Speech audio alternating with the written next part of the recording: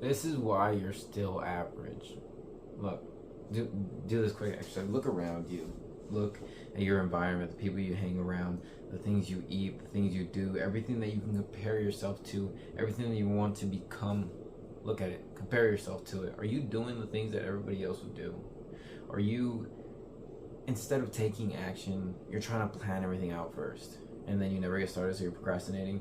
You're using planning as a procrastination tactic. Are you simply just not putting in the effort that you think that the top 1% would be putting on? Because I guarantee that the top 1% is doing something different than all of us are.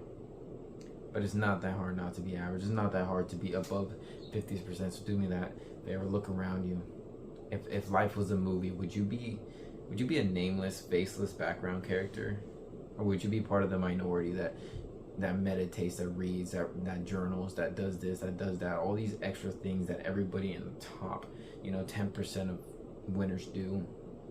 Are you doing any of them? If you're not, then you're a lot less than the top 10%, and you might even be less than average. So throughout this video, the whole topic is think about your life, figure out if you're average, and if you are, let's do something about it. So let's use a group of 10 people, 10 of your friends.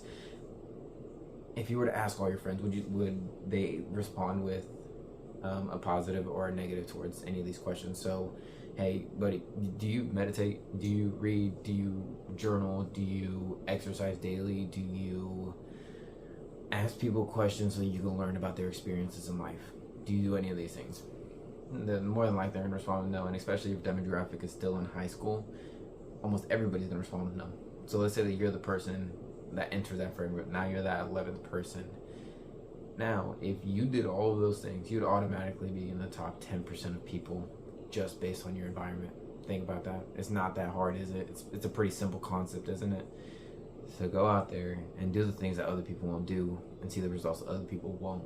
That's one of my favorite quotes that I've heard from somebody is, people don't see the same results because they don't do the same tactics. They don't do the same task.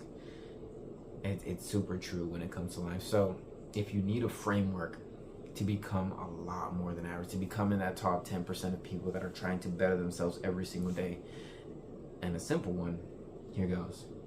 Read at least 20 minutes a day. It doesn't take that much time, and I'm sure you're already spending time, wandering off in class. Just take out a book. Read 20 minutes. It's not that hard. Journal. Every morning, write 3 things you are grateful for. I am grateful for sleep.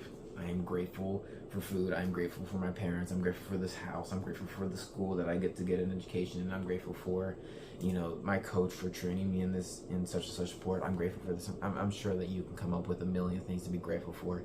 Now, it'll be hard at first, but that's a task and a trait that you can develop, a skill that you can develop. So read, journal, meditate. Take 3 minutes to just close your eyes, breathe in, breathe out, and focus on your breathing. I'm sure that will do wonders to your mental health. If not anything, it'll just give you a little more mental clarity and make you feel like you're in control of your mind a little bit more, because you'll spend that extra time working on being able to control your thoughts. Stop thinking, just breathe in and out, just focus on that. And when your mind wanders off, because it will, you bring it back. And that is every rep in a gym. Every rep that you do for a bicep curl, that is the same thing.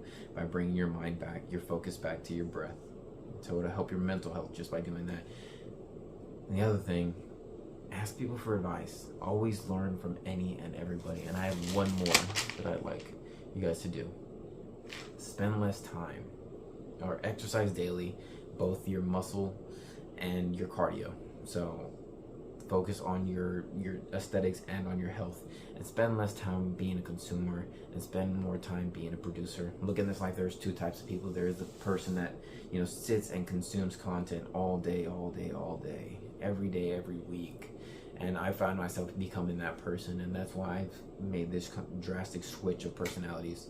So instead of being the person that just watches TikToks all day, or watches YouTube videos all day, or listens to podcasts all day and think that they're doing something productive because the content that they view they think is educational, if you listen to something and you don't take action on it, it is no longer educational. It is strictly entertainment.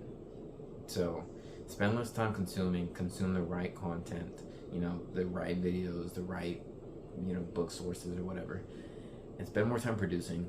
Spend more time in action, doing what you need to do that would lead to higher results. And that's how you become in the top 10% of people, top 1% of people even. There's not, a huge margin of people that are willing to do these things every day. If you can do that, you're way better than average. Right now, if you can't, or if you're not, you know where you stand. I hope you start your self-improvement journey, or you continue it. Good luck.